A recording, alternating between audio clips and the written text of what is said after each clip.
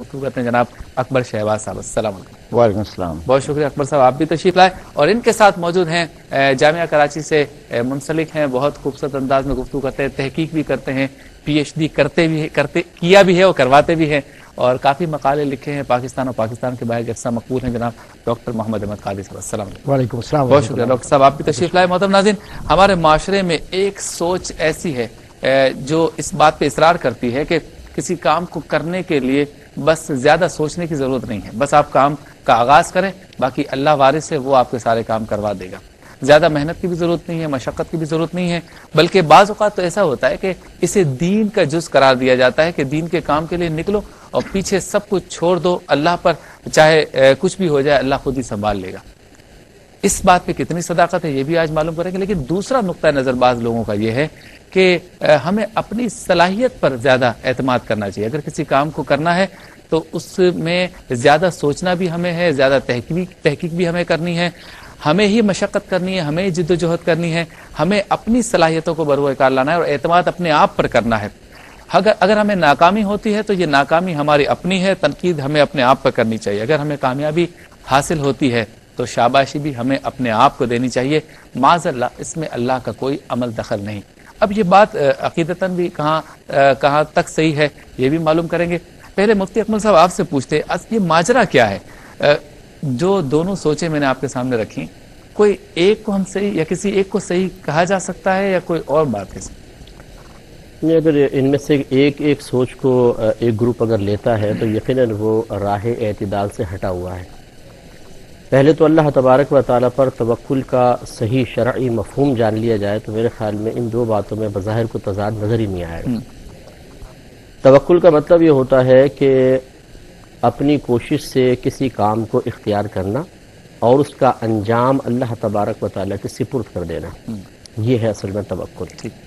जैसे कंजुल उम्माल की हदीस पाक इसकी बेहतरीन शरह फराहम करती है, या इसके सबूत के तौर पर हम पेश कर सकते हैं कि एक अराबी कुछ देर से तशरीफ़ लाए, नमाज हो चुकी थी। उन्होंने नबी करीम सल्लल्लाहु अलैहि वसल्लम से पूछा, या रसूलल्लाह सल्लल्लाहु अलैहि वसल्लम, मैं अपना ऊँट बांध कर अल्लाह पर तवक्कुल करूँ या उसको छोड़ दूँ और अल्लाह पर भरोसा करूँ? नबी करीम सल्लल्लाहु अलैहि वसल्लम ने फरमाया कि अपने ऊँट को बांध और अल्लाह पर तवक्कुल कर। अच्छा, मालूम हुआ कि अपनी ज़ाती कोशिश के बाद उसके अंजाम को अल्लाह के सुपुर्द करना, बस ये है तवक्कुल। कोशिश का सरकार ने हुक्म फरमाया। फिर खुद नबी करीम सल्लल्लाहु अलैहि वसल्लम की हयात तय्यबा देखी जाए तो आप अकबरुल मुतवक्किलीन हैं, तमाम तवक्कुल करने वालों से बड़े तवक्कुल करने वाले हैं। लेकिन हर मामले में हमारे नबी करीम सल्लल्लाहु अलैहि वसल्लम ने तदबीर भी इख्तियार फरमाई, कोशिश इख्तियार फरमाई, सहाबे कराम को कोशिश करने का हुक्म दिया। कभी ऐसा नहीं हुआ कि किसी गज़वे में आप तशरीफ़ ले गए हों और किसी हथियार के बगैर, जंगी तैयारी के बगैर गए हों और आपने कहा हो कि जी अल्लाह पे हमें बड़ा भरोसा है, गैबी इमदाद आएगी और इंशाअल्लाह अल्लाह तबारक व तआला करम फरमा देगा। जब तक आपने ऐलान नबूवत नहीं फरमाया, तिजारत का पेशा आपका बिल्कुल वाज़ेह है, और जब आपने ऐलान नबूवत फरमा दिया तो खुद कुरान अजीम ने माल गनीमत का 5वां हिस्सा आपके लिए बतौर रिस्क मुकर्रर कर दिया। और नबी करीम सल्लल्लाहु अलैहि वसल्लम की ये बुखारी शरीफ की रिवायत भी है कि आपने इरशाद फरमाया कि अल्लाह तबारक व तआला ने मेरी रोज़ी नेज़े के साए में रख दी है। अच्छा। फिर अबू बकर सिद्दीक़ रज़ी अल्लाह तआला अन्हु का दौरे खिलाफत आता है। इसमें आप बाजार में जा रहे हैं, उमर फारूक रज़ी अल्लाह तआला अन्हु ने पूछा, या अमीरुल मोमिनीन, आप अमीरुल मोमिनीन होने के बाद बाजार में? फरमाया कि अगर बाजार में नहीं आऊँगा, काम नहीं करूँगा तो कार खिलाफत कैसे चलेगा? अच्छा। उन्होंने कहा अगर आप काम मेरे घर बार कैसे चलेगा? उन्होंने कहा अगर आप काम करेंगे तो कार खिलाफत कैसे चलेगा? तो बाकायदा फिर आपका बैतुल माल से एक वजीफा मुकर्रर किया गया। उमर फारूक रज़ी अल्लाह तआला अन्हु का दौर आया, हमने देखा कि करप्शन ख़त्म करने के इरादे से आपने तमाम मुजाहिदीन की तनख्वाह को डबल कर दिया। इसका मतलब यह है कि वहाँ मुजाहिदीन बाकायदा पे के ऊपर काम किया करते थे। अल्लाह पे तवक्कुल रोज़ी के सिलसिले में भरोसा भी यकीनन है, लेकिन ज़ाहिरी असबाब को भी इख्तियार किया गया। अच्छा, जो आपने सीरत सिद्दीक़ अकबर वाली बात बताई, आपके ख्याल से क्या होना चाहिए? कार खिलाफत चलाने के लिए अरबाब इख्तियार को आज़ाद कर दिया जाए रिस्क कमाने की मेहनत मशक्क़त से? आपका क्या ख्याल है, होना क्या चाहिए? या उनको अपनी ज़ाती जो है वो ज़िंदगी के लिए भी मेहनत मशक्क़त करनी चाहिए, तो फिर कार खिलाफत डिस्टर्ब होगा? बिल्कुल सही बात है। इसमें देखें मसला ये है कि दोनों में से कोई भी चीज़ आप इख्तियार कर रहे हैं, आप एक सबब और ज़रिए को ज़रूर इख्तियार कर रहे हैं। جو ایک منفی سوچ ہے کہ اللہ پہ بھروسے کا مطلب یہ ہے کہ ترک کوشش اور کامل اللہ پہ بس بھروسہ کر کے بیٹھ جاؤ، وہ چیز تو نظر نہیں آ رہی نا۔ ذاتی کوشش کر کے کسب کرے، کسب حلال واجب ہے مسلمان پر، یہ بھی ایک ذریعہ اور سبب اختیار کرنا ہے، اور آپ باقاعدہ کوئی وظیفہ مقرر کر کے ان کو ذہنی لحاظ سے کار خلافت یا حکومت کا نظام چلانے کے لیے فارغ کر دیں، یہ بھی ایک ذریعہ اور سبب اختیار کرنا ہے۔ تو ذریعہ سبب توکل کے منافی نہیں۔ ٹھیک۔ اچھا ڈاکٹر صاحب یہ بتائیں، جو لوگ یہ کہتے ہیں، بالخصوص آج کل کے کچھ پڑھے لکھے لوگوں کی زبانی اس طرح کے جملے ادا ہوتے ہیں، مفتی صاحبان سے ہم پوچھیں گے جیسے پروگرام آگے بڑھے گا کہ کہیں یہ کفر میں تو نہیں آتا، لیکن ہم نے سنا ہے اور باقاعدہ کہتے ہیں کہ یار ہر بات میں تم اللہ کو لے آتے ہو، بھائی اپنے اوپر بھی کچھ کرو، اللہ ہر بات میں معاذ اللہ، مطلب اس طرح کے جملے وہ ادا کرتے ہیں۔ آپ ایز اے استاد جو کہ آپ دین کے ساتھ ساتھ دنیاوی تعلیم بھی دیتے ہیں، کیا ٹریننگ دیتے ہیں، کیا تربیت کرنا چاہیں گے، کیا میسج دینا چاہیں گے، کیا بات کرنا چاہیں گے آج کے اس پروگرام میں ان نوجوانوں کے لیے بالخصوص یا دنیا داروں کے لیے جو بالکل ہی اللہ تعالیٰ کی مدد یا اس پہ توکل والے معاملے کو اختیاری نہیں کرتے، نہ سوچ سکتے؟ بسم اللہ الرحمن الرحیم۔ قبلہ مفتی اکمل صاحب نے بہت ہی خوبصورت طریقے سے توکل کی بات کی۔ اب جو جدید، جس کو آپ جدید دور کرتے ہیں، آج کا جو دور ہے بیچارہ جدید، ہاں آج کے جس کو آپ جدت پسندی، ماڈرنائزیشن، سوشلائزیشن، نہ جانے کون کون سی ایشن اس میں آ جاتی ہیں، لیکن اگر آپ ذرا سا مطالعہ فرمائیے اور ذہن کو لے جائیے ماضی قریب، زیادہ دور نہیں، تو جو ایک شخصیت نظر آتی ہے حضرت اورنگزیب عالمگیر رحمۃ اللہ علیہ، اپنے وقت کے جہید عالم بھی ہے، اور کون نہیں جانتا کہ فتح عالمگیری کے حوالے سے ان کا نام، اور پھر ان کی جو شہرت عدل کے حوالے سے، حکومت کے حوالے سے۔ تو اورنگزیب عالمگیر نے جو نبی کریم صلی اللہ علیہ وسلم کے زمانے سے لے کر اپنے دور تک جن باتوں کو اپنے سامنے رکھا، اس کی وسائل میں یہ بات ہے کہ ایک شخص جو حکومت کرتا ہے وہ حکومت ضرور کرے، لیکن ساتھ ہی ساتھ کسب حلال کا بھی اپنا رویہ رکھے، اچھا، خواہ کسی بھی اعتبار سے ہو۔ اور تاریخ میں کچھ باتیں ایسی بھی موجود ہیں کہ اپنے ہاتھ سے وہ لکھا کرتے تھے قرآن کریم کی جو نسخے ہیں، اچھا، اور پھر وہ باقاعدہ اس کا ہدیہ بھی بعض روایات کے اندر ہے کہ وہ ملتا تھا۔ ایک تو یہ، اب ایک بات میں عرض کرتا چلوں کہ معاملہ کیا ہے۔ اب جو آج کے ہمارے نوجوان ہیں، یا جو آپ نے جامعات کے حوالے دیا یا یونیورسٹیز کا، تو یہ کہہ دینا بالکل کہ نعوذ باللہ من ذالک کہ کیا تم ہر بات میں اللہ کو لے آتے ہو، اللہ کو لے آتے ہو، بھائی جس کا جو وارث ہوگا ہم اسی کو لائیں گے۔ ہمارا وارث اللہ تبارک و تعالیٰ کی ذات ہے، اور وَمَن يَتَوَکَّلْ عَلَى اللَّهِ، جو اللہ پر توکل کرتے ہیں ان کے متعلق تو پورا قرآن گواہ ہے کہ کیسے کیا معاملات ہوتے ہیں، کس طرح سے ان کی زندگی چلتی ہے۔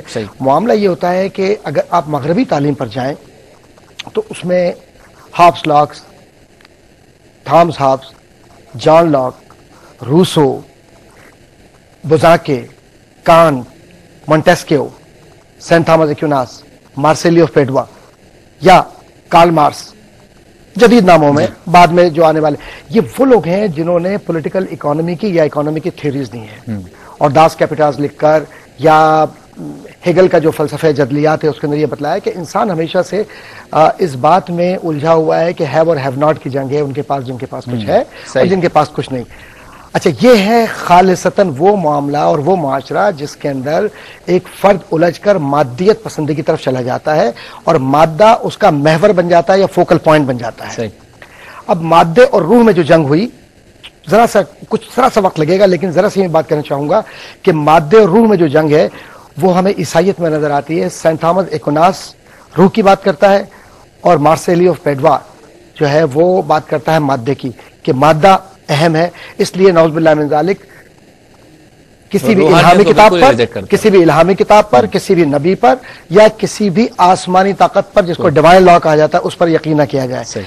اللہ تبارک و تعالی نے نبی کریم صلی اللہ علیہ وسلم کی صورت میں، صحابہ اکرام رضوان اللہ تعالی علیہم کی صورت میں، اولیاء اکرام کی صورت میں، یا وہ جو تمام اکابرین بزرگان ملت گزرے ہیں ان کی صورتوں میں ہمارے سامنے ایک پیرامیٹر، ایک پیراڈائم رکھ دیا۔ حضرت امام غزالی رحمۃ اللہ تعالیٰ علیہ، حضرت مولانا روم رحمۃ اللہ تعالیٰ علیہ، خود حضرت عثمان غنی رضی اللہ تعالیٰ عنہ، اور ایسی خال خال مثالیں لیجیے آج کی تاریخ تک۔ توکل سب نے اللہ پر کیا، لیکن ان کے جو ذرائع تھے اور جو رزق حلال تھا، جو کسب حلال کے اندر جو ایک کیفیت تھی، اس میں انہوں نے اپنے آپ کو فراموش نہیں کیا۔ اب جو آج کے دور میں اگر یہ صرف کہتے ہیں کیا آپ ہمیشہ ہر بات میں اللہ کو لے آتے ہیں، یقیناً اللہ تبارک و تعالیٰ کی جو مدد ہے اور نصرت ہے، اگر اس کے بغیر کوئی شخص قدم اٹھاتا ہے تو میرا خیال ہے کہ ڈیوائن گائیڈنس کے بغیر یا ربانی ہدایت کے بغیر کوئی فرد آگے نہیں بڑھ سکتا بحیثیت مسلمان کے. یہ ہمارا ایمان. ٹھیک ہے. اچھا مفتی صاحب، کتنا سوچ بچار کرنا چاہیے؟ میں ایک کام کا آغاز کرنے جا رہا ہوں، سوچتا ہی رہوں یہ تدبیر ہے، جب فوراً ہی کود جاؤں یہ عقل مندی ہے؟ کوئی لمٹس آپ حضرات دیتے ہیں کہ اس حد تک جو ہے نا سوچ بچار، اس حد تک مشقت، اس حد تک اپنی صلاحیتیں، اس حد تک سارا کام کو سوچنا، دور اندیشی، پلس مائنس پوائنٹس، کہاں تک سوچے بندہ کہ جس کے بعد کہا جائے کہ اس نے سارا کام کر لیا، اس کے بعد اس نے اللہ پہ چھوڑا تو ٹھیک کیا؟ بسم اللہ الرحمن الرحیم. سوچنے کا جہاں تک آپ نے ذکر فرمایا ہے، اللہ رب العزت نے خود یہ عقل انسان کو عطا فرمائی اور اس کے شرف کا باعث بھی اسی چیز کو بنایا، اور قرآن حکیم میں جگہ جگہ ہمیں تدبر اور تفکر کی دعوت بھی فرمائی. اس سے پتہ چلتا ہے کہ سوچنے کی ممانعت نہیں بلکہ اہمیت اور فضیلت ہے. صرف اتنا فرق ہے کہ اقبال نے بڑی پیاری بات ذکر فرمائی کہ گزر جا عقل سے آگے کہ یہ چراغ زاد راہ منزل نہیں. تو مطلب یہ کہ عقل پر اس طرح آدمی پھنس جائے کہ ایک باقاعدہ بندہ جو وہ عقلیت پسند بن جائے. اور ماضی میں جس طرح ڈاکٹر صاحب نے ذکر کیا کہ عیسائیت کے درمیان یہ جب مادے اور روح کے درمیان اختلاف پیدا ہوا تھا تو ریشنلزم پیدا ہوا تھا، عقلیت پرست پیدا ہوئے تھے اور ہر چیز کو عقل پر ڈیپینڈ کرتے تھے. لہٰذا یہ جو اسلام نے تعلیمات دی ہیں اس کے اندر خوبصورتی اور اعتدال یہ ہے کہ انسان عقل کو استعمال کرے، انسان اپنی صلاحیتوں کو استعمال کرے، انسان وسائل کو استعمال کرے، لیکن وہی بات کہ بھروسہ، اعتماد اور نتیجہ وہ اللہ تبارک و تعالیٰ پر چھوڑ دے. اور سب سے اہم بات جو میں سمجھتا ہوں کہ حضور نبی کریم علیہ السلام نے ہمیں جو یہ دین دیا ہے، اس میں بڑی خوبصورت اور سمجھ لیں کہ ایک بہترین کارنامہ یہ تھا کہ ایمان کی دعوت دیگر انبیاء نے دی اور دیگر مذاہب میں موجود تھی. اخلاق کی تعلیمات آپ کو پتہ ہے کہ آسمانی یا غیر آسمانی مذاہب، جھوٹ کو کوئی اچھا نہیں سمجھتا. اسی طریقے سے انسان کا جو عمل ہے اس کی اہمیت اپنی جگہ پر ہے. حضور علیہ السلام نے ان تینوں کے درمیان ربط پیدا کر دیا، ایک انٹیگریشن پیدا کر دی. آپ یہ دیکھیے کہ ایک شخص جو ہے وہ کہتا ہے میں اللہ کو مانتا ہوں، لیکن جو میں جھوٹ بولتا ہوں، جھوٹ بول کے اگر کوئی چیز بیچتا ہوں تو اس سے میرے اللہ کو ماننے اور میرے مذہب پہ کوئی فرق نہیں پڑتا. میں اس طرف ریلیجیس ہوں اور اس طرف جو ہے وہ ایک بزنس مین ہوں، لہٰذا ان دونوں کا آپس میں کوئی ربط نہیں ہے.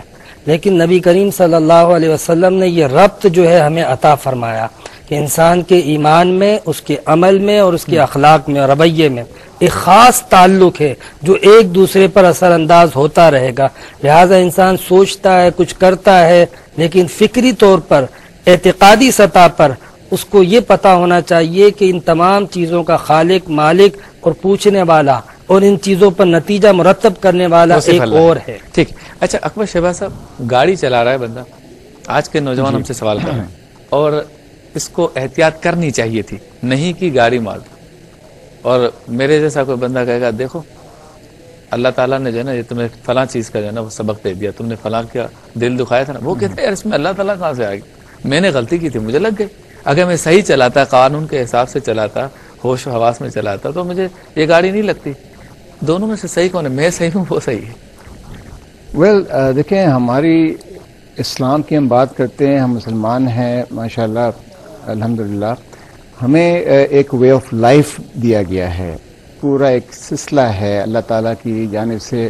اٹھنا بیٹھنا تک سکھایا ہے، سوچنا تک سکھایا ہے، عقل دی ہے ہمیں. ایک پیدائش کے وقت ایک سلیم الفطرت انسان کی روح ہمارے اندر پھونکی گئی ہے.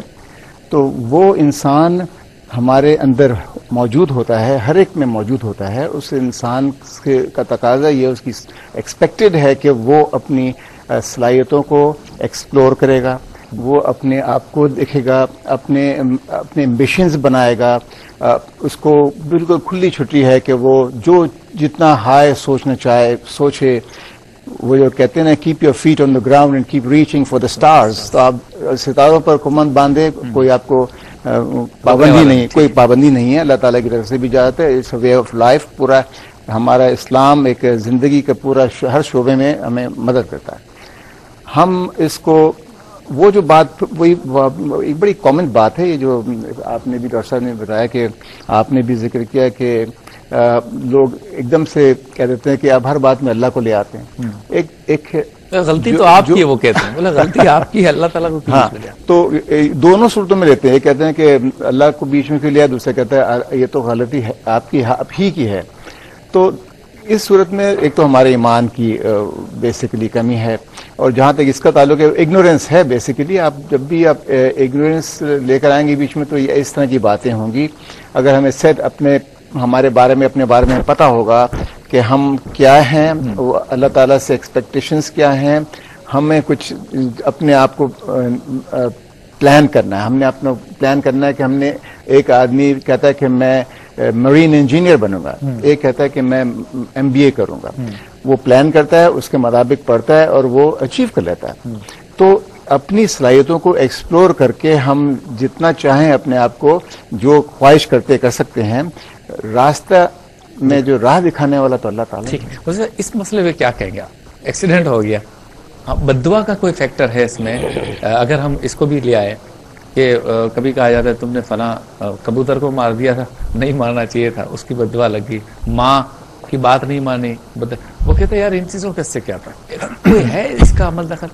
اور ایک تو میں ذرا مفتی صاحب کی بات کو تھوڑا سا آگے بڑھانا چاہوں گا کہ آپ نے یہ کویشچن کیا تھا کہ انسان کہاں تک سوچے بچار پلان کتنا کرے. دیکھیے ہمارے ہاں 3 چیزیں ہیں. سب سے پہلے اپنے جو اللہ تبارک و تعالی نے آپ کو صلاحیت اور عقل عطا فرمائی ہے اس کے مطابق آپ خود بھی ایک پلاننگ کریں. اس کے بعد مشاورت کا درجہ ہے، پھر مشاورت کرنے کا حکم ہے. نبی کریم صلی اللہ علیہ وسلم نے خود اپنے معاملات میں تفکر بھی فرمایا، تدبر فرمایا، اور اس کے بعد صحابہ کرام کو شرف مشاورت سے بھی مشرف فرمایا. غزوہ احد کی مثال ہمارے سامنے ہے کہ نبی کریم صلی اللہ علیہ وسلم نے صحابہ کرام سے مشورہ لیا کہ مدینے میں رہ کے مقابلہ کرنا یا باہر نکل کے. نبی کریم صلی اللہ علیہ وسلم کی اپنی ذاتی رائے یہی تھی کہ مدینے میں رہ کے دفاع کرنا ہے، لیکن وہ صحابہ جو غزوہ بدر میں شرکت نہ کر سکے تھے اور نوجوان صحابہ تھے، ان کی اصرار تھا ہم باہر نکل کے مقابلہ کریں گے. سرکار نے ان کی مشاورت کو قبول فرمایا، باہر نکلے، اور وہ نتیجہ مسلمانوں کے حق میں نہیں رہا، لیکن نبی کریم نے مشاورت کو فوقیت دی. شورائی نظام کا ہمارے ہاں تصور ہے جو ایک تدبیر کا ایک معاملہ ہے. تو لہٰذا معلوم ہوا کہ جہاں تک طاقت بشری ہے وہاں تک انسان اپنی تدبیر اور مشاورت کو دخل دے، سوچے، نتیجہ اللہ تعالیٰ پر چھوڑے. دوسری بات یہ ہے کہ دیکھیں ضروری نہیں ہے کہ ایک شخص جو سوچ کر قدم اٹھاتا ہے وہ اپنی توقع کے مطابق رزلٹ بھی پا لے. سینکڑوں بزنس مین ناکام ہو جاتے ہیں. ابھی دبئی کے اندر جو انویسٹمنٹ تباہ ہوئی ہے، آپ تو ماشاءاللہ ویسی بزنس سے تعلق رکھنے والے شخص ہیں، ایک سے ایک ذہین شخص تھا لیکن دھوکہ کھایا، تباہ و برباد ہوئے. اسی طریقے سے بہت سے بچے ماشاءاللہ پروفیسر صاحب تشریف فرما ہیں، ایک ایم لے کر آتے ہیں، ایک ان کا ایک ذہن میں ہوتا ہے ہم یہ کریں گے لیکن ناکام ہو جاتے ہیں. اچھا، جو کامیاب ہو بھی جاتے ہیں آپ غور کیجئے گا کہ ان میں بھی اللہ تبارک و تعالیٰ کی امداد پیچھے کار فرما ہوتی ہے. صحت، حالات کا موافق ہونا، پیپر کا اس طرح آ جانا کہ اسٹڈی کے مطابق جو انہوں نے اسٹڈی کی تھی اس کے مطابق کویشچنز آ گئے تو جواب دینے میں آسانی ہو جاتی ہے. اللہ تعالیٰ کی امداد ہمیشہ شامل حال رہتی ہے. تو یہ تمام امور پہ توجہ کرنے کے بعد نتیجہ پھر نکالنا پڑے گا کہ یقیناً اللہ تبارک و تعالیٰ کو نظر انداز نہیں کیا جا سکتا، لیکن ذاتی کوشش کا ترک بھی جائز نہیں. اب جیسے یہ معاملات ہیں کہ ہم بعض چیزوں میں اللہ تبارک و تعالیٰ کی طرف مکمل منسوب کر دیتے ہیں. جیسے کسی سے غلطی ہو گئی، کاروبار تباہ ہو گیا، تو ہم کہتے ہیں کہ دیکھا تیری شامت اعمال کا نتیجہ ہے. تو ایسا نہیں ہے، یہ بھی ہو سکتا ہے کہ انسان کی اپنی پلاننگ میں کمی ہو. کوئی بد دعا وغیرہ کا فیکٹر ہوتا ہے؟ جی ہاں، بالکل ہو سکتا ہے، بد دعا کا بھی ہو سکتا ہے. لیکن اگر گہری نظر سے آپ دیکھیں کہ نبی کریم صلی اللہ علیہ وسلم نے خود ارشاد فرمایا، بخاری شریف کی روایت ہے کہ اللہ تبارک و تعالیٰ نے مخلوق کی پیدائش سے 50,000 سال پہلے ان کی تقدیریں لکھ دی ہیں. ٹھیک. بعض ایسے معاملات ہوتے ہیں کہ جو جیسے آپ نے پوری پلاننگ کی ہے. بریک کی طرف جانا ہے. محترم ناظرین، گفتگو ہماری جاری ہے اس امید، تمنا، آرزو، خواہش اور یقین کے ساتھ جاتے ہیں بریک کی جانب کہ جب ہم لوٹیں گے تو آپ ہوں گے ہمارے ساتھ. ملاقات ہوتی ہے مختصر سے بریک کے بعد.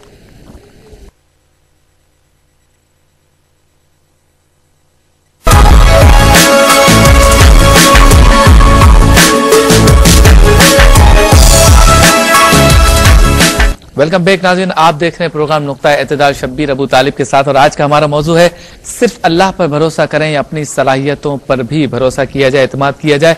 मुफ्ती अकमल साहब गुफ्तगू कर रहे थे, हजरत कंप्लीट कर लीजिए उसे। जी हाँ, मैं अर्ज़ कर रहा था कि मसअला तकदीर भी फरामोश नहीं किया जा सकता, क्योंकि बाज़ चीज़ें अल्लाह तबारक व तआला की तरफ से बंदे पर बतौर आजमाइश मुसल्लत की जाती हैं।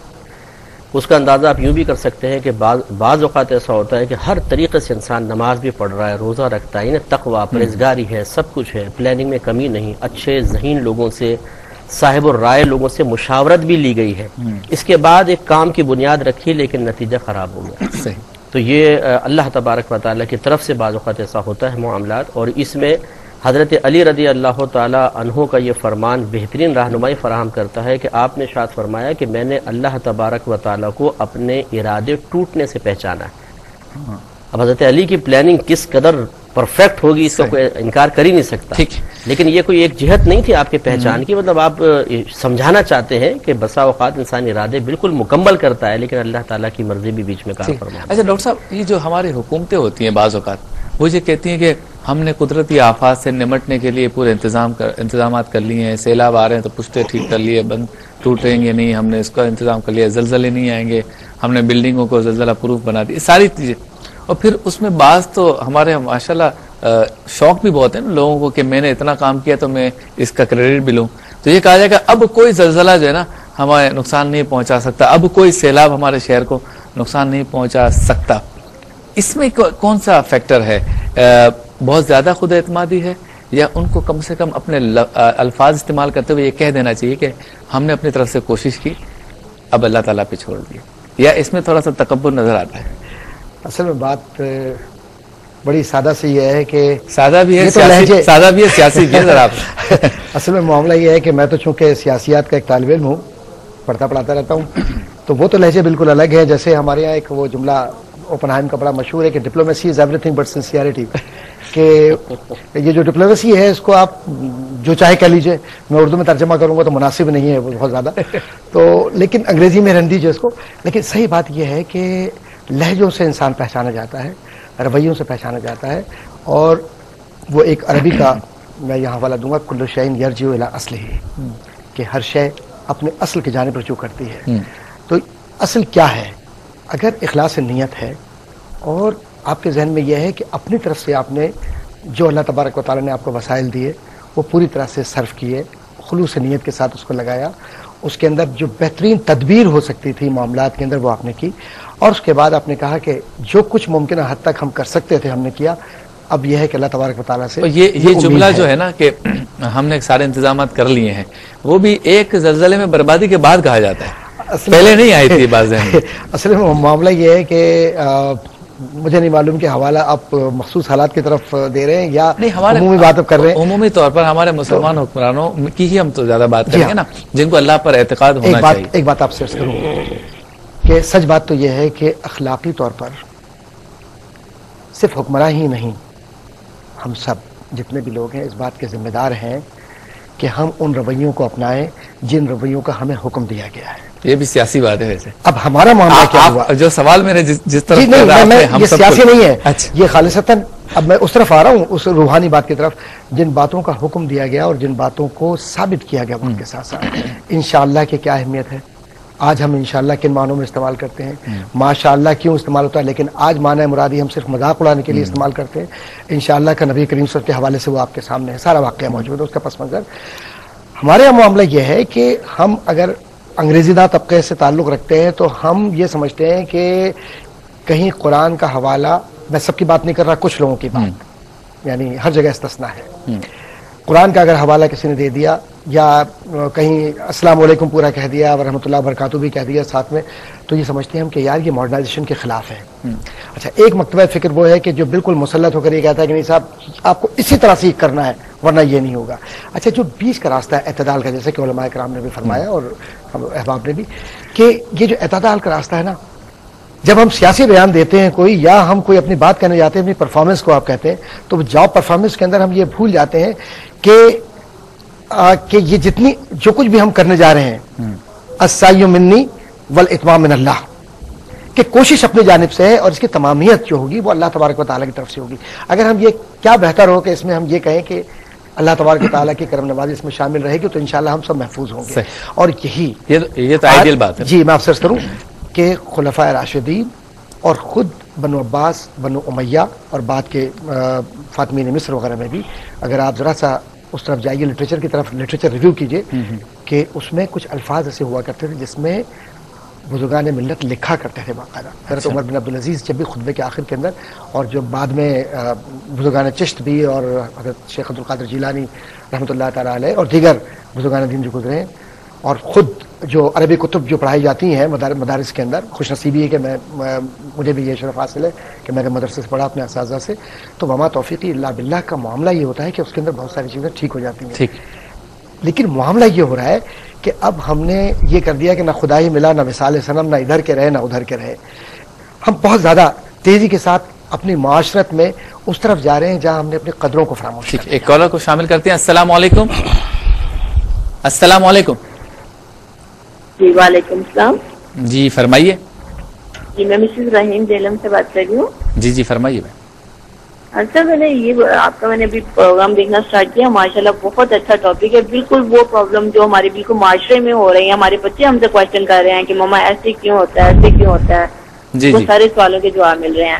اب جنرلی مجھے یہ کوشچن کرنا تھا، آپ لوگ سارے بیٹھتے ہیں ماشاءاللہ بہت اچھا جواب دے رہے ہیں کہ ایک تو یعنی کہ ہم لوگوں کا کوئی مسئلہ ہوتا ہے یا ہم کہتے ہیں چلو کسی عالم دین کے پاس چلتے ہیں یا ان سے پوچھ لیتے ہیں یا کسی بھی اس کے پاس چلتے ہیں جو جانتا ہو، تو گھر میں اکثر یہ بات نکل جاتی ہے کہ آپ خود کیوں نہیں مانگتے جان مال بچا کے، اللہ تو ہماری شرک سے بھی زیادہ قریب ہے.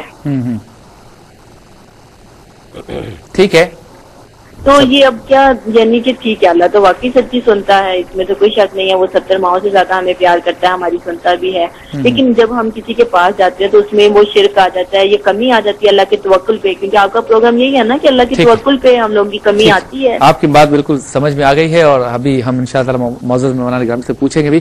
اچھا مفتی عامر صاحب، جب ہم دنیا داروں سے یہ کہتے ہیں کہ اللہ پر توکل کرنا چاہیے یا اللہ تعالیٰ پر بھروسہ کیجئے اور کام آپ ضرور کیجئے لیکن یہ چیز بھی شامل ہو، تو وہ کچھ تنزیہ جملے جو آتے ہیں اس میں سے ایک بات یہ بھی آتی ہے کہ اس جدید دور میں اگر کسی بڑی طاقت کا مقابلہ کرنا ہو تو آپ تو پتھروں کے دور کی باتیں کر رہے ہیں، آپ چاہتے ہیں کہ میزائل F-16 اور سب میرینز کا اور یہ نیپوم بمز کا اور ان تمام جو ساز و سامان اور نئے نئے اسلحے جو آ رہے ہیں، ایٹم بم کا مقابلہ آپ تلواروں اور تیروں سے کرنا چاہتے ہیں. آپ تو ڈرون حملے بھی آ گئے ہیں، تو وہ یہ کہتے ہیں کہ آپ جو ہے نا وہ ٹینکوں کا مقابلہ پتھروں سے کر رہے ہیں اور آپ کہتے ہیں اس طرح سے آپ فلسطین بھی آزاد کرا لیں گے، کشمیر بھی آزاد کرا لیں گے. تو ایسے نہیں ہوگا بھائی، آپ ٹیکنالوجی اختیار کریں، تعلیم کی طرف جائیں، تدبیر اور تدبر کی طرف جائیں. اس کے بعد باتوں آپ شروع ہی کرتے ہیں کہ سب اللہ کر دے گا. تو ان کا یہ اعتراض ہے کہ ہم بھی کہیں نہ کہیں غلط، یعنی کہ دیندار طبقہ بھی کہیں نہ کہیں غلط ہے.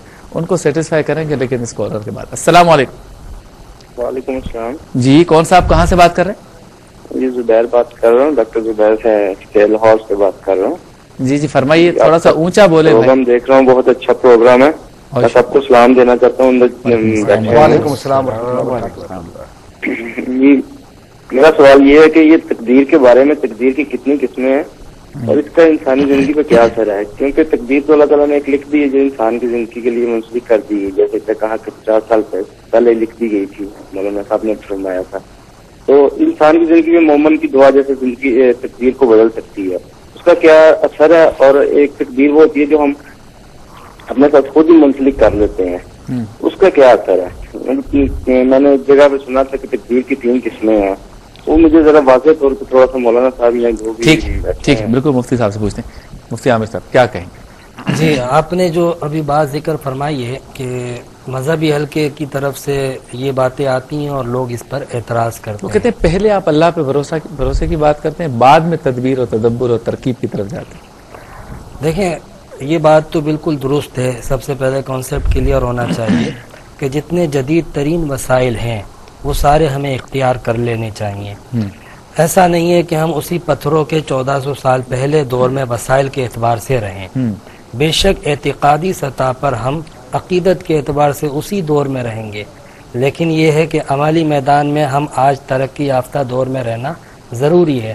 حضرت علی رضی اللہ تعالیٰ عنہ کا ایک قول ہے، آپ فرماتے ہیں کہ جو تعلیم تم نے حاصل کی ہے وہ تعلیم تم اپنی اولاد کو کبھی مت دینا، اس لیے کہ ان کا زمانہ تمہارے زمانے سے مختلف ہے۔ یہ تو فیور ہو گئی نا، جو لوگ اس طرح کی بات جو ہم سے کر رہے ہیں سوال۔ میں تو ایک جنرل کانسیپٹ پہلے بتاتا ہوں درست کیا ہے کانسیپٹ۔ میں پہلے ایک کالر کو لے لیتا ہوں۔ السلام علیکم۔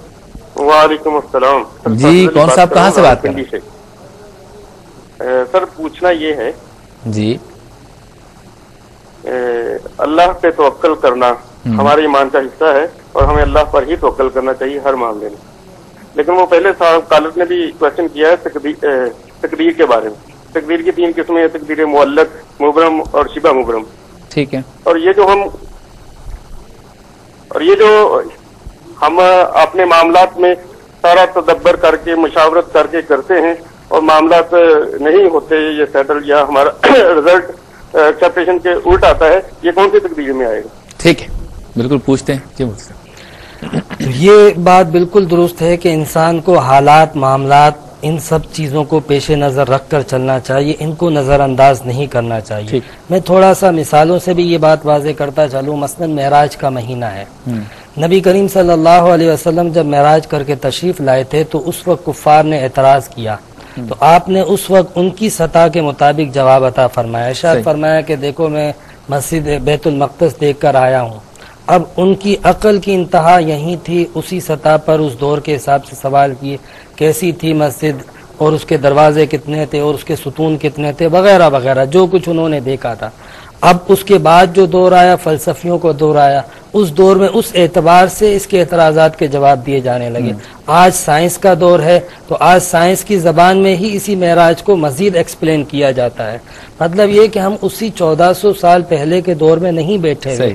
ہوتا کیا ہے کہ عام طور پہ جب کوئی مصیبت کوئی مسئلہ آتا ہے تو جب ایک شخص مسجد کے امام کے پاس جائے گا اس کے پاس کوئی اختیار تو نہیں ہے، نہ ہی وہ حکومت چلا رہا ہے، تو وہ تو بیٹھا ہی مصلی پر ہے تو دعا کرے گا۔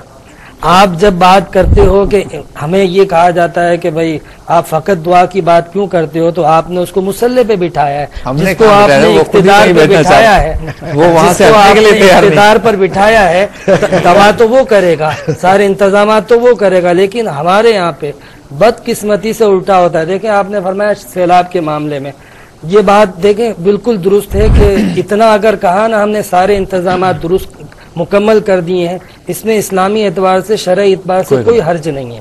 ہاں کوئی یہ کہے اس کا اگلا جملہ اب کچھ نہیں ہو سکتا، یہاں پہ فرعونیت آ جاتی ہے۔ اتنی تو ان کی ذمہ داری تھی کہ ہم نے سارے انتظامات مکمل کر لیے ہیں۔ دیکھا یہ جائے گا کہ جو کچھ یہ کہا جاتا ہے کہ فلاں مصیبت آنے والی تھی، فلاں مسائل درپیش تھے، تو انہوں نے یہ جو کہا ہے ہم نے یہ مسائل اس کے انتظامات پورے کر لیے ہیں، یہ سچ بھی ہے کہ نہیں؟ رات کو 12 بجے کے بعد ہمارا پروگرام ہے اور کال امریکہ سے آئی ہے جی تو لینی تو پڑے گی۔ السلام علیکم۔ وعلیکم السلام ورحمۃ اللہ وبرکاتہ۔ جی فرمائیے۔ جی میں ابھی ایک سوال کیا تھا، اب دوسرا سوال میرا یہ ہے، میں سوال کیا وہ مل گیا آپ کو؟ سوال پہ سوال۔ جی جی کیجئے سوال کیجئے۔ جی میرا سوال یہ ہے کہ حیدرآباد انڈیا میں ایک صاحب مدرسہ چلا رہے ہیں جس میں یتیم بچوں کو فری تعلیم دیتے ہیں، دینی تعلیم بھی ہے اور انگلش میڈیم کا اسکول ہے۔ اچھا، اب وہ اس مدرسے میں جو ہے فیس لے کے بھی تعلیم ہوتی ہے، اب وہ مدرسے میں بلڈنگ کا اضافہ کرنا چاہ رہے ہیں، تو وہ بلڈنگ فنڈ میں زکوٰۃ کا پیسہ دے سکتے ہیں کیا؟ ارے یہ تو زکوٰۃ کا مسئلہ آ گیا۔ اچھا ٹھیک ہے بالکل دیکھتے ہیں۔ دوسرا سوال میرا یہ ہے ذرا وراثت کے تعلق سے، جی بات مکمل کر لیجیے۔ جائیداد کی تقسیم کا آدھی جائیداد کی تقسیم کس طرح کرنا لکھ دیے ہیں، ان کا انتقال ہو گیا، اب ان کی اولاد چاہتی ہے کہ پوری تقسیم جو ہے شرن کری جائے، تو کیا ان کی وصیت کو چھوڑ دے سکتے ہیں کیا؟ ٹھیک ہے آپ کی بات مفتی صاحب ابھی بتاتے ہیں اس کا جواب، آپ مکمل کر لیں۔ تو میں یہی عرض کر رہا تھا کہ عام طور پہ ہم یہ بات جب کرنے جاتے ہیں کہ ہم کیا کریں، جس کے پاس یہ بات کرنے جاتے ہیں دیکھا یہ جائے گا اس کے پاس وسائل ہے کہ نہیں۔ آپ کو پتا ہے پہلے کے دور میں آپ نے دیکھا ہوگا، اب بھی بعض جگہوں پہ جب امام کھڑا ہوتا تھا خطبے کے لیے اس کے پاس ایک ڈنڈا ہوا کرتا تھا، اب خالی وہ عصا رہ گیا ہے۔ جب عمر فاروق کے ہاتھ میں وہ ڈنڈا تھا نا، اس کے پیچھے پاور بھی موجود تھی، تو وہ یہ نہیں کہتے تھے فقط دعا کرو، وہ پھر جا کے اس کا علاج بھی کرتے اب تو گارڈ ہوتے ہیں حضرت، اسباب پیچھے بھی دو پیدا کرتے ہیں، بات سمجھ اب رہے تو ہیں؟ پورا پاور ہوتا ہے، تو اب نمازی پنگا ہی نہیں لے سکتا۔ اب ایک عالم کے پاس، ایک مسجد کے امام کے پاس اگر ہے بھی نا ڈنڈا، تو اس کے پیچھے کوئی طاقت یا پاور نہیں ہے، وہ اس کو چلا بھی نہیں سکتا ہے۔ تو کہنے کا مقصد یہ ہے کہ یہ بات جو اگر کہی جاتی ہے، جیسے آپ نے کہا کہ ہر بات میں اللہ کو لے آتے ہو، تو دیکھیں پریزنٹیشن کو دیکھا جائے گا۔ نبی کریم صلی اللہ علیہ وسلم کون سی بات تھی جہاں انشاءاللہ نہیں فرماتے تھے؟ جب کسی کام کا ارادہ فرماتے تو پھر اللہ تعالیٰ کی مدد اور اللہ تبارک و تعالیٰ پہ توکل اور انشاءاللہ تو لازمی ہوتا تھا۔ اسی طریقے سے آپ دیکھیں کہ کہیں کوئی سفر پہ جاتا تو صحابہ کرام کا عام معمول تھا، وہ کہا کرتے تھے کہ فی امان اللہ وفی امان رسول اللہ، یعنی تم اللہ اور اس کے رسول کی امان میں ہو۔ جا رہا ہے وہ چاہے کسی بھی سواری کے ساتھ، چاہے وہ اونٹ پہ جا رہا ہے، گھوڑے پہ جا رہا ہے، حالات معاملات سب دیکھے جاتے تھے، لیکن پھر کیا کہا جاتا تھا بالآخر کہ تم اللہ کے حوالے ہو۔ جب کوئی بات پوچھی جاتی تھی، اس کے باوجود کہ صحابہ کرام اہل علم تھے، نبی کریم علیہ السلام کو غیبی علم تھا، لیکن بارہا فرماتے تھے واللہ ورسولہ عالم، خود رسول اللہ فرماتے تھے کہ واللہ عالم۔ مطلب ہم جب یہ کہتے ہیں تو اللہ تبارک و تعالیٰ کا ذکر کرنا یہ دیکھا جائے گا بینگ اے مسلم۔ ہم اگر اعتقادی طور پہ کرتے ہیں درست ہے، ہاں فرار اختیار کرنے کے لیے نہ کیا جائے کہ جب کسی کام کے کرنے کا وقت ہو تو کرنے کے موقع پر آپ اس سے فرار اختیار کرنے کے بجائے کہیں، جیسے عام طور پر دیکھا جاتا ہے حکومتی معاملات کے اندر، جب جان چھڑانی ہوتی ہے اور کرنے کا ٹائم ہوتا ہے اس وقت انشاءاللہ کہہ کر ٹالا جاتا ہے، یہ پریزنٹیشن غلط ہے۔ ویسے ہمارے معاشرے میں دو گروپس بن گئے ہیں، فیکشن بن گئے، گروپ تو ہر جگہ ہے، فیکشن ایسے بن گئے بیسیکلی جب اسلام کی بات کرتے ہیں نا، دو میجر فیکشن بن گئے۔ ایک وہ جو کہ بالکل اے بی سی بھی نہیں پتا اسلام کی کسی کو، اور دوسرے وہ ہیں کہ وہ ٹوٹلی اسلام کی بات تو کرتے ہیں لیکن وہ دین کا مفہوم ان کے اندر نہیں ہے۔ وہ صرف وہ لوگ جو کہ قرآن کو چوم کر رکھ دینے والے ہیں، جن کو قرآن کا مطلب نہیں پتا، جو ان کے اندر اس کے اندر کیا لکھا ہے، پیغام کیا ہے، اس کا نہیں پتا۔ تو اب یہ جب ایسی باتیں ہوں گی تو وہ لوگ بالکل پیسو ہوں گے، جو صرف قرآن کو چوم کر رکھنے والے ہوں گے، وہ توکل اللہ پر کر رہے ہیں لیکن ان کو پریکٹیکل کرنے کی کوئی تدبیر نہیں، ان کو کچھ نہیں پتا۔ کرنا کیا چاہیے؟ کرنا ہی چاہیے کہ علم حاصل کریں، قرآن کا علم سیکھیں، قرآن کا پیغام لے کے، جب قرآن کا پیغام آ گا تو کوئی ایسی بات نہیں کرے گا کہ آپ ہر بات میں اللہ کو لے آئیں۔ میں یہ عرض کر رہا تھا کہ جدید، جیسے مفتی صاحب نے ارشاد فرمایا کہ جدید ٹیکنالوجی کو اختیار کرنا، اس کو حاصل کرنا، اس کے لیے مہارت حاصل کرنا، اس کے لیے افراد تیار کرنا وقت کی اہم ضرورت ہے، اور اس سے کسی نے منع نہیں کیا۔ نبی کریم صلی اللہ علیہ وسلم نے ہر طریقے کی جنگی تدابیر کو اختیار کیا ہے جو اس موقع کی مناسبت سے تھے، لیکن اس چیز کا انکار کوئی نہیں کر سکتا کہ اللہ تبارک و تعالیٰ کی مدد اور اس کی کارسازی پیچھے خاموش، جس کو خفیہ تدبیر کہتے ہیں، وہ خود بخود عمل کر رہی ہے۔ یو کے میں ابھی جو سروے کیا گیا اس میں مسلمانوں کی آبادی تیزی سے بڑھ رہی ہے۔ ایک وقت آئے گا انگریز کم ہوں گے، مسلمان زیادہ ہوں گے، اچھا، بہت تیزی کے ساتھ۔ یہاں سے ماشاءاللہ ہمارے ہاں ویسے بھی کثرت اولاد کا بہت ایک ترغیب دی جاتی ہے، نبی کریم صلی اللہ علیہ وسلم نے خود اس کے بارے میں ارشاد فرمایا۔ تو دیکھیں یہ ایک اللہ تبارک و تعالیٰ کی طرف سے خفیہ انتظام ہو رہا ہے، ایک خفیہ تدبیر ہے۔ یہاں سے مسلمانوں کو وہاں پر جانا، وہاں پر توالد و تناسل ہونا، کثرت تعداد کے بعد وہاں کے اہم شعبوں میں سے منسلک ہونا اور آہستہ آہستہ وہ نظام ہاتھ میں آنا۔ یہ نہیں ہے کہ میں اس کو کسی سیاسی رنگ میں کہہ رہا ہوں، لیکن یہ اللہ تبارک و تعالیٰ کی خود بخود امداد پیچھے کار فرما ہے، لیکن اس کو دیکھ کر ترک کوشش نہیں ہونی چاہیے۔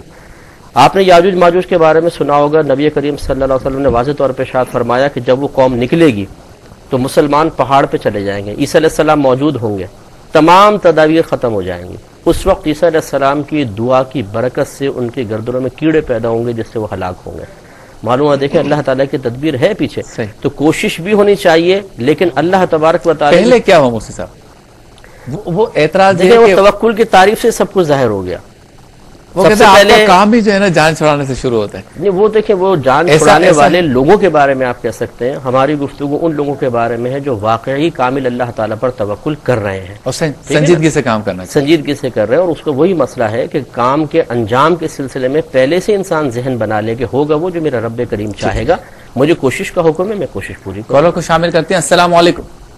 السلام علیکم بھائی، کیا حال ہے؟ ٹھیک ٹھاک؟ वालेकुम अस्सलाम, अल्लाह का शुक्र. कौन सा आप कहाँ से बात कर रहे हैं? کامران شفیق عرض کر رہا ہوں بارسلونا اسپین سے. آپ کے تمام پینل کو سلام اور مفتی صاحب کو بہت بہت سلام. وعلیکم السلام ورحمۃ اللہ وبرکاتہ. جی، اور یہ میں آپ کے موضوع کے حوالے سے بات کرنا چاہتا ہوں توکل پہ. تو وہ ایک کال بڑا اچھا مجھے ابھی وہ پروگرام کا شروع یاد آ رہا تھا کہ انسان کو اگر توکل سیکھنا ہے تو وہ پرندوں سے سیکھ سکتا ہے کہ وہ جو صبح خالی پیٹ جاتے ہیں اور شام کو سیر ہو کر آتے ہیں. ہم بھی یہاں بھائی دیکھنے اپنا اگر مڑ کر آئے ہیں تو اللہ کو توکل کر کے آئے ہیں. کیونکہ توکل کے بغیر اگر ہوتا تو جیسے میں کہہ رہا ہوں کہ میرے میں یقین کر میں تو وہ پڑھائی بھی میری پوری سی ہے اور میں ڈپلوما میں، لیکن پھر بھی اللہ توکل کر کے الحمدللہ میں لگاتار 4-5 سال سے تقریباً کام کر رہا ہوں، جاب کر رہا ہوں. اور توکل ہماری زندگی میں کریں، توکل بالکل ختم ہو چکے ہیں. بہت شکریہ آپ نے کال کیا. اچھا ڈاکٹر صاحب یہ بتائیں، ہم یہ بھی کہہ رہے ہیں کہ بلکہ مسلمان یہ کہہ رہے ہیں کہ ہمارے خلاف سازشیں ہو رہی ہیں اور عالمی طاقتیں سازش کر رہی ہیں اور ہم جو ہے نا 10-20 سال میں ان کے ٹکڑے ٹکڑے کر دیں گے، پلے کچھ بھی نہیں ہے. اچھا کس طرح کریں گے؟ بولے انشاءاللہ آپ دیکھنا اللہ تعالیٰ بڑا غفور الرحیم ہے، وہ حامی اور ناصر ہے، وہ مددگار ہے. ان کو نہ کو چنے چبوا دیں گے ہم، نہ تعلیم حاصل کرنی ہے نہ کوئی اور کام کرنا ہے. یہ کہنا چاہیے ویسے جس کو ہم کہتے ہیں نا سوکھی تڑیاں. اب سوکھی تڑیاں لگا رہے ہیں ہم. مجھے غالب کا ایک شعر یاد آ رہا ہے کیونکہ آپ بہت خوبصورت پیرائے میں بڑے یعنی آہستگی کے ساتھ جو کہتے ہیں نا کہ ہلکی آنچ پر رکھ کر انسان کو گلانا، آپ کے سوالات کے اندر جو ہے نا یہ سارے معاملات ہیں. تو یہ بھی غالب ہونے تو والی بات یہ ہے. مجھے وہ غالب کا جو شعر یاد آتا ہے کہ آگے آتی تھی حال دل پہ ہنسی، اب کسی بات پر نہیں آتی. لیکن ابھی اس وقت ہو گیا بریک کا وقت، ہم بریک کے بعد ہنسیں گے. ٹھیک ہے، مدر ناظرین گفتگو ہماری جاری ہے، ملاقات ہوتی ہے مختصر سے بریک کے بعد.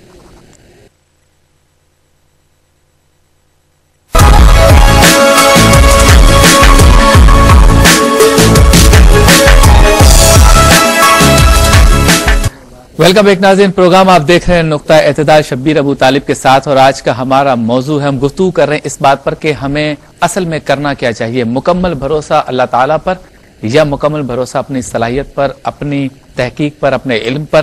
بندہ اپنی ذات کو سامنے رکھتے ہوئے سارے کام کرے کہ مجھ میں اتنی طاقت میں یہ کر لوں، یا اپنی طاقت کے ساتھ ساتھ اللہ تعالیٰ پر بھی کامل ایمان ہونا چاہیے. اس پر تفصیلی بحث ہو رہی ہے. اور میں نے وقفے پہ جانے سے پہلے ڈاکٹر محمد احمد قاضی صاحب سے سوال کیا تھا کہ اکثر ہم یہ کہتے ہیں کہ ساری سازشیں جو ہے نا وہ اسلام دشمن کر رہے ہیں تو ہم بس 10-20 سال میں جو ہے نا ان کے ٹکڑے ٹکڑے کر دیں گے. تو سوال یہ پیدا ہوتا ہے کیسے کریں گے؟ کہتے ہیں وہ اللہ تعالیٰ پہ ہمیں بھروسہ ہے، وہ ان کے ٹکڑے ٹکڑے کر دیں گے. کس طرح کریں گے ڈاکٹر؟ اس کا جواب تو میں وقت جانے سے شروع کیا تھا. بڑی سادہ سی بات یہ ہے، دیکھیے ایک بات ہوتی ہے سنجیدہ اور ایک بات ہوتی ہے متکبرانہ اور ایک انداز ہوتا ہے یقین کا.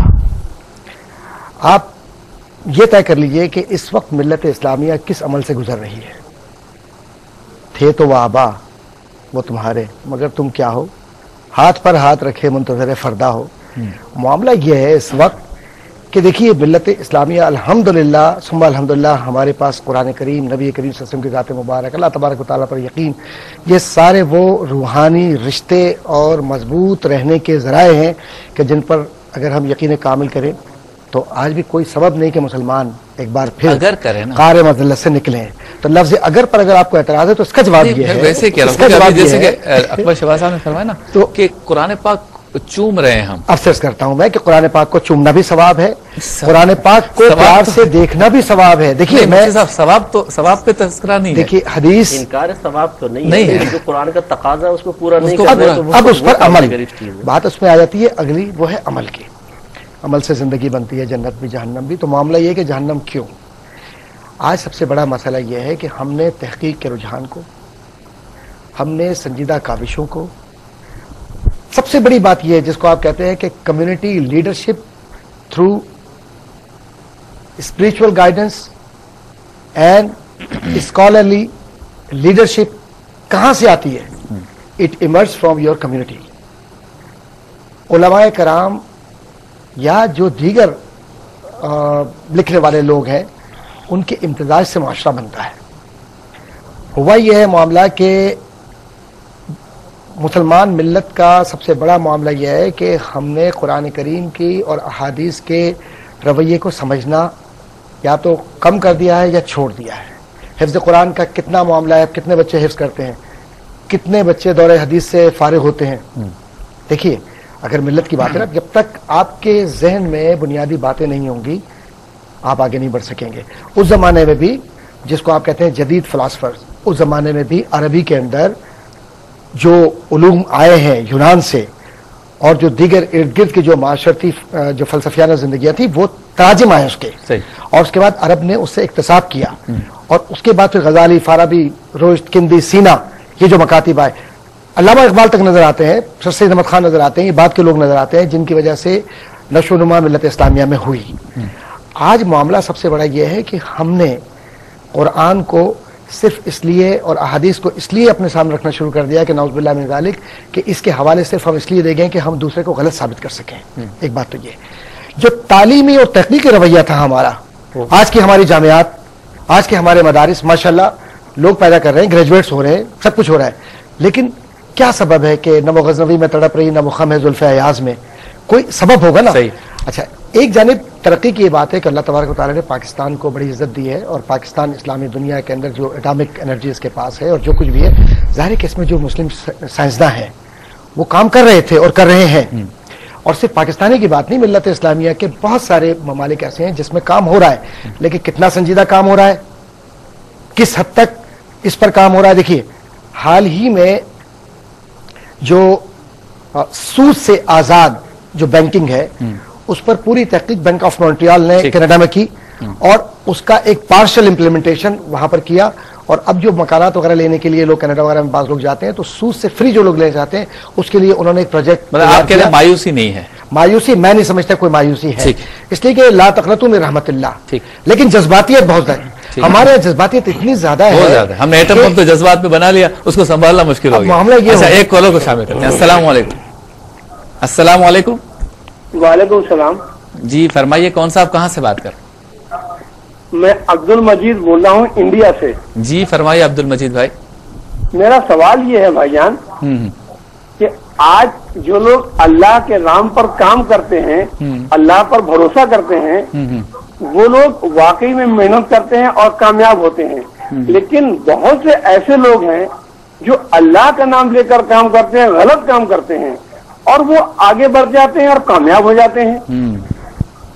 میرا سوال آج آپ سے یہ ہے کہ بہت سے دینی ادارے ایسے ہیں جو اللہ کے نام پر کام کر رہے ہیں، اللہ کے نام پر لوگ ان کی مدد کرتے ہیں، اللہ کے نام پر ان کا حوصلہ بڑھاتے ہیں، لیکن وہ غلط کرتے ہیں، تو اس کی ٹھیک ہے، بہت شکریہ، آپ کی بات سمجھ میں آ گئی۔ مفتی صاحب میں تھوڑا سا عرض کرنا چاہوں گا ڈاکٹر صاحب سے جو آپ نے بات کی تھی، غالباً یہ جو سوال کر رہے تھے اس کا جواب بھی اس میں شامل ہو جائے گا۔ اصل میں یہ ایک بات کہ دنیا کی کامیابی کس طرح حاصل ہوگی، کیا ہم اپنے دشمن پر غالب آئیں گے کہ نہیں آئیں گے؟ دیکھا یہ جاتا ہے کہ ایک شخص اللہ کا نام لیتا ہے، ناکام ہو جاتا ہے، دوسرا شخص اس کے برخلاف اللہ تبارک و تعالیٰ کا یا تو نام نہیں لیتا یا پھر وہ غلط نام مس یوز کرتا ہے مگر کامیاب ہو جاتا ہے۔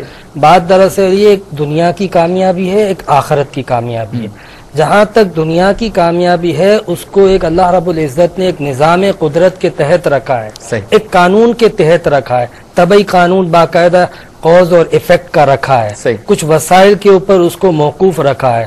جس نے بھی چاہے وہ کافر ہو یا مسلمان ہو، وہ اللہ کو مانتا ہو یا نہ مانتا ہو، ان وسائل کو اگر اختیار کرتا ہے تو وہ کامیابی سے ہمکنار ہوتا ہے دنیا میں۔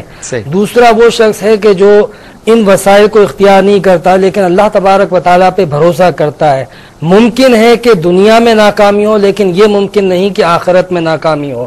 یعنی یہ فرق جو عام طور پہ کیا جاتا ہے، یہ بات نہیں ہے کہ اگر کوئی شخص اللہ پہ بھروسہ کرتا ہے تو دنیاوی وسائل کو اختیار نہ کرے۔ بات دراصل یہ ہے کہ دنیاوی وسائل کو بھی اس کو اختیار کرنا پڑے گا، کیونکہ نبی علیہ السلام نے جو ایک مسلمان کے لیے جو آئیڈیل اور جو تصور پیش کیا ہے وہ یہ کہ دنیا کی کامیابی بھی ہو اور آخرت کی کامیابی بھی ہو۔ جہاں تک خود رسول خدا کی بات تھی تو اگر 313 بھی تھے تو وہ اللہ کے رسول تھے، 313 میں بھی مدد آتی تھی، رسول کی مدد کی تائید کی گئی ہے، وعدہ کیا گیا ہے، لیکن آپ کو محنت کرنی ہے۔ آج مسلمان کو یہ نہیں ہے کہ کسی اعتبار سے بھی کمزور ہوں اور خودکشی کرنے چلے جائیں یا کسی کام میں بھی ہاتھ ڈال دیں اور اس کام کا ستیہ ناش کر دیں، بلکہ آپ کو اس کام کے اندر بالکل پرفیکشن اور کمپلیٹیشن ضروری ہے، اور اس کے ساتھ ساتھ اللہ رب العزت پر بھروسہ بھی ضروری ہے۔ ہے. نبی کریم صلی اللہ علیہ وسلم کے وسائل بھی تھے اور سب سے بڑی بات یہ تھی کہ ان پر اللہ تبارک و تعالیٰ کی تائید تھی.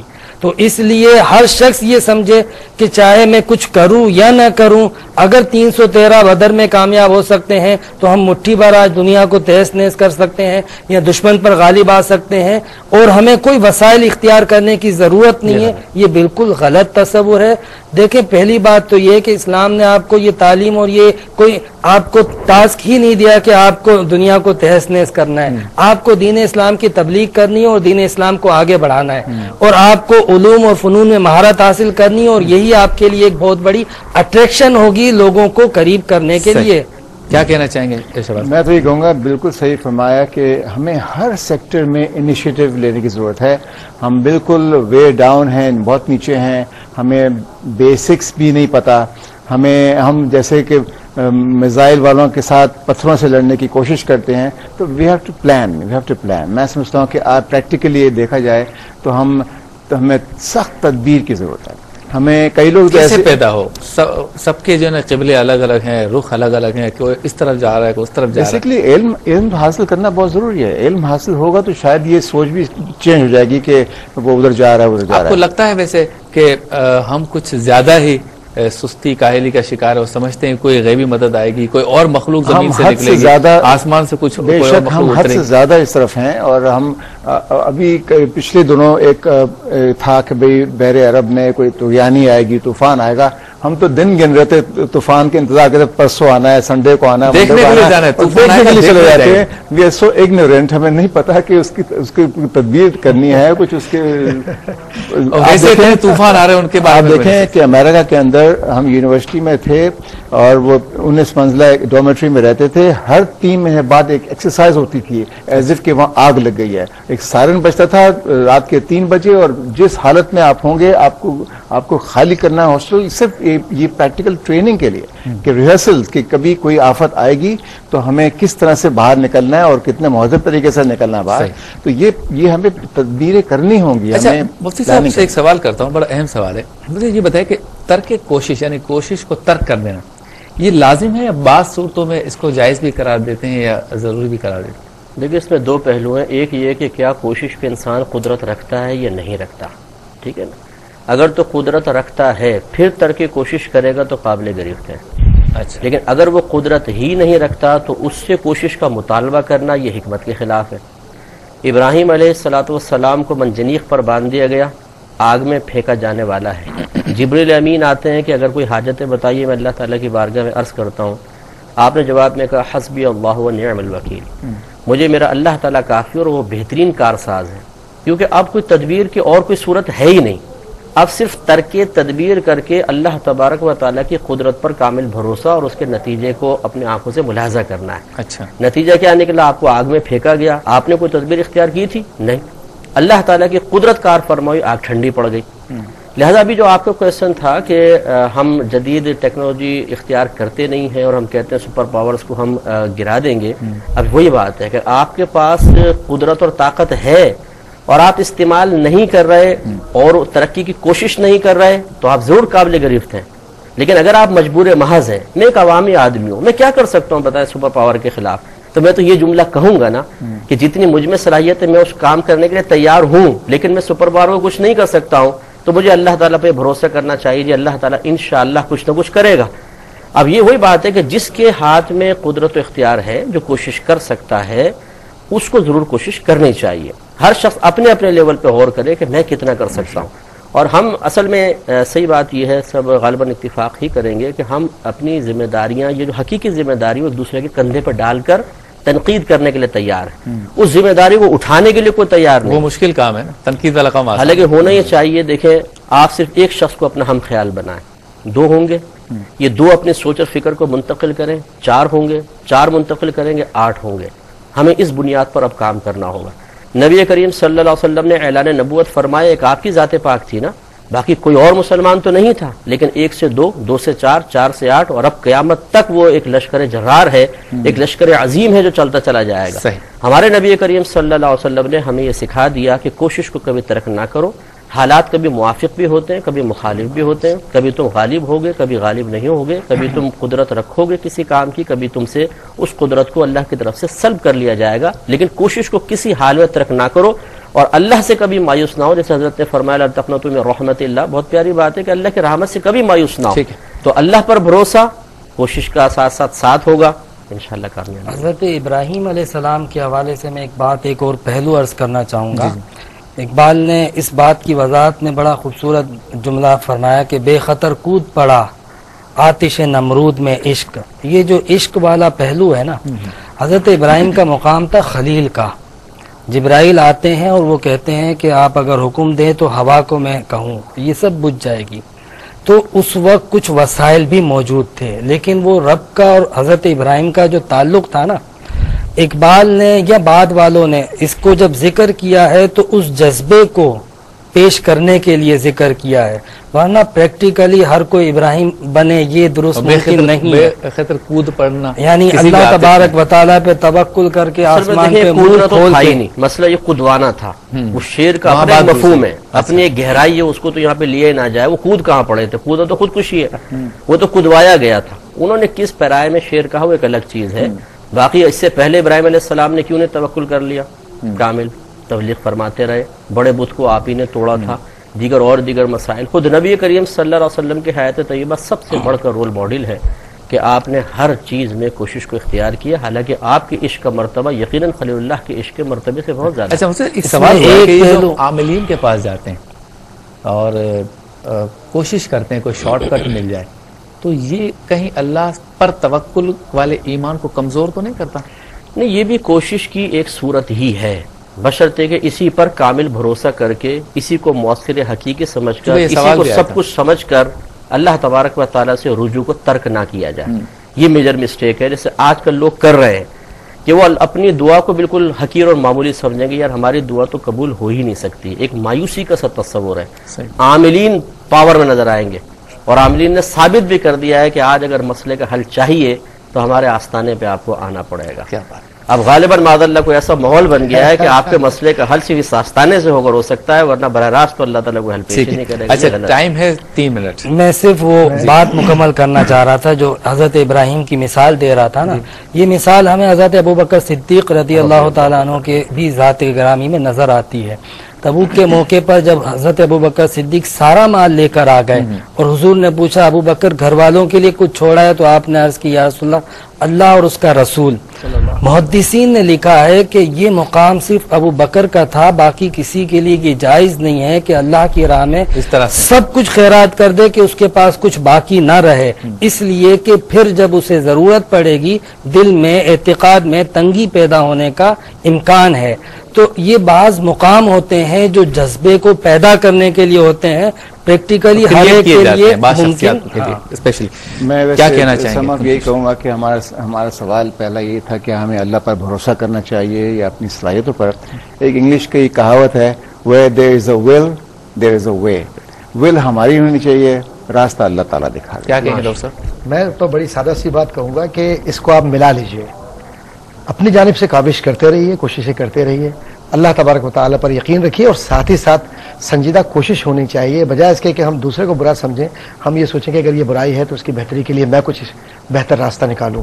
علم کی طرف، احترام کی طرف، معاشرتی اقدار کی طرف، اور پھر جو معاشرہ جن سے بنتا ہے، جو سوشل نارمز کہلاتے ہیں، ان کی طرف، اور کتاب و سنت کا مطالعہ، اور پھر اللہ سے اور نبی صلی اللہ علیہ وسلم سے محبت اور اولیاء کرام کی کامل اتباع. جب یہ سب چیزیں مل جاتی ہے، مادہ اور روح جب مل جائے اور مادہ روح کا تابع ہو جائے، تو پھر ایسا روحانی انقلاب آتا ہے جو نبی کریم صلی اللہ علیہ وسلم سے لے کر آنے والی دنیا تک اور آخرت تک چلتا رہے گا. یہاں بھی کامیابی ہوگی اس انقلاب کی، اور وہاں بھی کامیابی. اچھا مفتی صاحب 1 منٹ بلکہ 30 سیکنڈ میں جواب چاہوں گا. بعض لوگ یہ کہتے ہیں میں دین کے کام کے لیے گھر سے نکلوں گا اور مجھے اللہ پر بھروسہ ہے کہ وہ میری ماں کو کھلائے گا، میرے بیوی بچوں کی کفالت کرے گا، حالانکہ بظاہر نظر آتا ہے کہ اس کے جانے کے بعد تباہی آنی ہے جب بندے نے بغیر سوچے سمجھے یہ راستہ اختیار کیا. اس طرح سے دین کے کام کے لیے جانا چاہیے؟ یہ بالکل غلط ہے. اللہ تعالیٰ نے حج کی فرضیت کو استطاعت کے ساتھ مقید کیا ہے. مشیت الہی کار فرمایا، اسباب پہلے پیدا کرو پھر حج کی فرضیت ہوگی. نمبر 2، اس سے یہ پوچھے کہ تم یہ بوریے بستر اٹھا کے جو جا رہے ہو، اس معاملے پہ اللہ پہ توکل کیوں نہیں کیا؟ بستر گھر پہ رکھو، پیسہ گھر پہ رکھو، ظاہر اسباب گھر پہ رکھو اور بولو اللہ کی رضا کی خاطر نکل رہا ہوں، اور یہ توکل اللہ. اپنے لیے اسباب اور گھر والوں کے لیے اللہ تعالیٰ پر کامل بھروسہ کرنے کا غلط انداز اختیار کرنا یہ بالکل ناجائز. مفتی صاحب کنکلوژن. جی چونکہ یہ بھروسہ اللہ تبارک جی ہاں توکل اللہ تبارک و تعالیٰ پر اور انسان کی صلاحیتوں کی بات چل رہی تھی. دراصل اس کو اگر ہم تھوڑا سا وسیع تناظر میں دیکھیں تو ایمان اور عمل کا باہمی تعلق بیان کرنا مقصود تھا. اور میں سمجھتا ہوں کہ انسان ہمیشہ جو کچھ اعتقاد رکھتا ہے بالکل بے فکر رہے کہ اس کے اعتقاد کا پورا اثر اس کے عمل پر پڑے گا، اور جو کچھ وہ عمل کرتا ہے بالکل یقین رکھیے کہ اس کا عمل اس کے ایمان سے براہ راست تعلق رکھتا ہے. اس لیے تقدیر اور تدبیر کا امتزاج ہونا چاہیے، دونوں میں سے کسی ایک کو اختیار کر دیا دوسرے کو ترک کر دیا، جو عام طور پہ آپ نے جو مثالیں دی مفتی صاحب نے جو ابھی فرمایا یہ نہ ہونا چاہیے. ٹھیک ہے، بہت شکریہ آپ چاروں معزز مہمانان گرامی کا کہ آپ تشریف لائے. محترم ناظرین، یہ تھا ہمارا آج کا پروگرام. ہم نے کوشش کی کہ سیر حاصل بحث ہو، گفتگو ہو، ہر زاویے سے گفتگو کرے کہ ہمیں کرنا کیا چاہیے. اللہ تعالیٰ پر صرف اللہ تعالیٰ پہ توکل کرنا چاہیے، خود کوئی محنت مشقت نہیں کرنی چاہیے، یا صرف اپنی صلاحیتوں پر کامل یقین ہونا چاہیے اور اللہ تعالیٰ پر توکل نہیں ہونا چاہیے. راہ اعتدال، نقطہ اعتدال اس موضوع میں بھی تلاش کیا جا سکتا ہے جو آج ہم نے گفتگو کی کہ دونوں چیزیں ہونی چاہیے. لیکن اگر کوئی بالکل ہی مطلقاً انکار کرے کہ میں اللہ تعالیٰ پہ توکل نہیں رکھتا، یہ بہت بڑی ایمانی خرابی ہے. لہٰذا یہ امید رکھنی چاہیے کہ جو کچھ میں محنت کر رہا ہوں، جو کچھ میں تحقیق کر رہا ہوں، جو کچھ میں کام کر رہا ہوں، مشقت کر رہا ہوں، جدوجہد کر رہا ہوں، یہ کامیابی اس میں تبھی ہوگی جب اللہ تعالیٰ کی مدد شامل حال ہوگی.